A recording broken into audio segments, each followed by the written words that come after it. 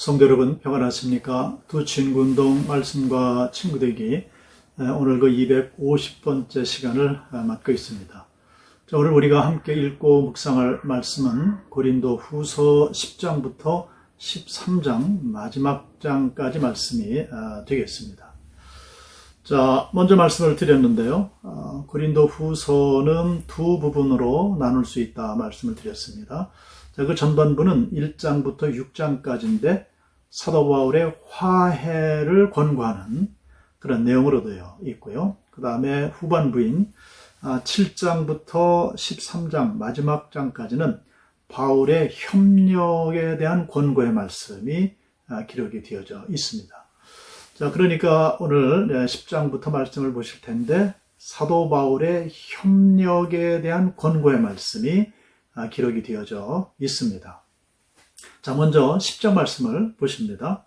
자, 10장 말씀을 보시면은 10장은 사도 바울이 자기의 그 사도권에 대한, 사도직에 대한 변증의 말씀으로 기록이 되어져 있습니다.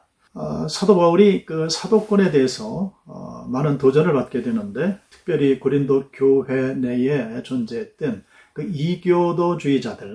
이교도주의자들이 사도 바울의 사도권에 대해서 도전을 해오게 되는데, 자, 그들을 향해서 사도 바울은 아주 준엄한 경고의 말씀을 던지고 있습니다. 자, 그 적대자들은 사도 바울의 사도권을 인정하지 않았습니다.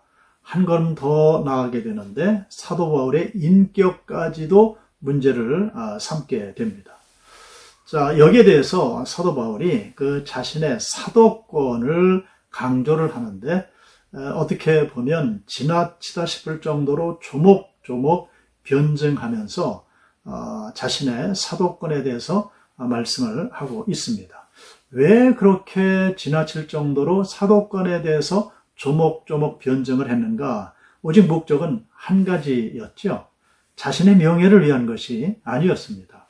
복음 전파를 하는 데 있어서 이 문제는 굉장히 중요한 문제였기 때문에 사도 바울은 그렇게 열정적으로 자신의 사도권에 대해서 변증을 하고 있다 하는 것입니다. 자, 11장으로 넘어가게 되는데요. 11장 말씀을 보면 두 부분으로 역시 나눌 수가 있습니다. 사도권에 대한 선포의 말씀, 그리고 거짓 사도들의 대책에 관한 말씀을 주시고 있습니다. 자, 먼저 바울은 이 이단자들을 용납한 고린도 교회 교인들을 질책을 하고 있죠. 왜 이렇게 질책을 했는가? 고린도 교회 교인들을 사도 바울 입장에서는 정결한 신부로 보존시켜서 그리스도께 중매하고자 하는 그런 바람이 있었지만은 고린도 교회 교인들은 너무나도 쉽게 이단자들에게 미혹되어서 하나님을 향한 그 신앙의 순수성을 잃어가고 있었던 겁니다. 그래서 사도 바울은 거짓 교사들의 정체를 폭로함으로써 고린도 교회 교인들을 바른 길로 인도하고자 하는 그런 열심을 보이고 있는 것이 고린도후서 11장 말씀의 내용이 되겠습니다. 자, 그리고 이제 12장으로 넘어가게 되는데요. 자, 12장 말씀에서는 그 유명한 사도 바울이 하나님으로부터 받은 그 환상과 계시에 대한 말씀이 기록이 되어져 있고요. 그리고 후반부로 가면 고린도 교회의 모든 일들을 염려하는 그런 말씀으로 되어 있습니다. 자, 바울이 체험한 하나님의 환상과 그 계시를 밝히고 있는 것은, 즉 간증을 하고 있는 것은 거짓 교사들의 그 반박을 원천봉쇄하고 하나님의 영광을 드러내기 위한 그러한 시도였습니다.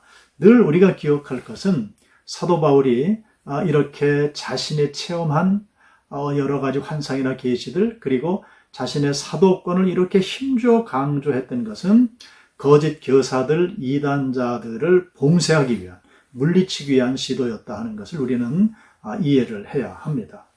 자, 한편 고린도 교회를 세 번째로 방문할 계획을 밝히면서도 사도 바울은 어떤 그 물질적인 부담을 그들에게 주지 않으려고 합니다. 즉 자비량 선교 차원에서 모든 사역을 감당코자 하지요. 사도 바울의 관심은 그래서 오직 한 가지였습니다. 오직 성도들, 그 하나님의 백성들을 바른 믿음으로 이끌고 회복시키기 위한 그 열정을 우리에게 보여주고 있는 것이 이 고린도 후서 12장의 말씀이 되겠습니다. 자, 13장으로 넘어가게 되면 앞부분에는 권면의 말씀, 그리고 뒤로 가면 마지막 인사를 나누는 그런 말씀들로 되어 있습니다. 자, 그런데 이 13장에도 아주 중요한 그 사도 바울의 배려함이라고 할까요? 중요한 말씀이 기록이 되어져 있는데 이것이죠. 고린도 교회 교인들이 회개하지 않는다고 한다면 사도 바울은 고린도 교회를 방문하게 될 때 그들을 벌줄 수밖에 없다 하는 것입니다. 그래서 사도 바울은 그들을 권면하는 거죠. 하나님 앞에 회개하라 하는 겁니다. 동시에 그 고린도 교회 자체에서 모든 그 범법자들을 강력히 처벌할 것을 암시적으로 말씀을 해 주시고 있습니다. 우리가 하나님을 믿습니다마는 하나님은 사랑과 정의가 조화된 분이시다 하는 것을 우리가 늘 기억을 해야 합니다. 그래서 이 사도 바울은 이 하나님, 사랑과 정의가 조화된 분이신 이 하나님을 그들에게 말씀을 해 주시고 있는 거죠.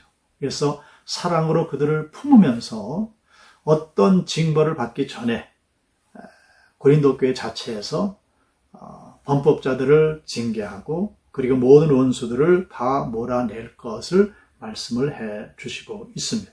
자, 이처럼 이 사도 바울이 이 권면의 말씀을 주시고 경고성의 발언을 이렇게 보내는 것은 사도 바울이 방문해서 당신의 손으로 그들을 징계하는 일을 사전에 피하기 위해서 이런 배려하는 모습을 우리가 보게 됩니다.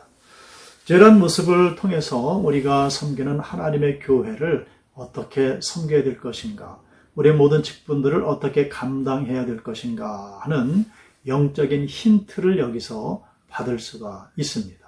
성도 여러분, 꼭 기억하시기 바랍니다. 하나님은 사랑과 정의가 조화된 분이시다 하는 것, 그래서 하나님의 원하신 사랑을 받고 우리가 또 사랑을 나누지만은 하나님은 정의로운 분이시다 하는 사실을 알고 하나님 앞에 귀한 믿음 지키고 거룩한 삶으로 영광 돌리는, 그리고 하나님 앞에 인정받는 귀한 믿음 복된 삶이 되시기를 주님의 이름으로 축복합니다. 기도하시겠습니다. 살아계신 아버지 하나님, 우리가 고린도전서, 고린도후서의 말씀을 모두 나누었습니다. 오늘날 우리 교회들이 안고 있는 그 모든 문제들이 고린도 교회에 오버랩되어서 나타나는 그런 모습을 보게 됩니다. 오늘날도 우리가 여러 가지 많은 문제들, 아픔들을 안고 있습니다마는 고린도 교회 교우들을 가르치고 권면하고 이끌어냈던 그 사도 바울의 마음을 우리에게 허락해 주셔서 우리도 이 아름다운 모습으로 교회를 섬겨 나갈 때에 사랑과 정의로 조화로우신 그 하나님, 그 하나님의 다스리심, 그 하나님의 축복하심을 늘 기억하고 그렇게 하나님의 교회를 또한 모든 성도들을 섬기며 나갈 수 있는 우리 모두가 되게 하여 주시옵소서. 예수 그리스도의 이름으로 기도드리옵나이다. 아멘.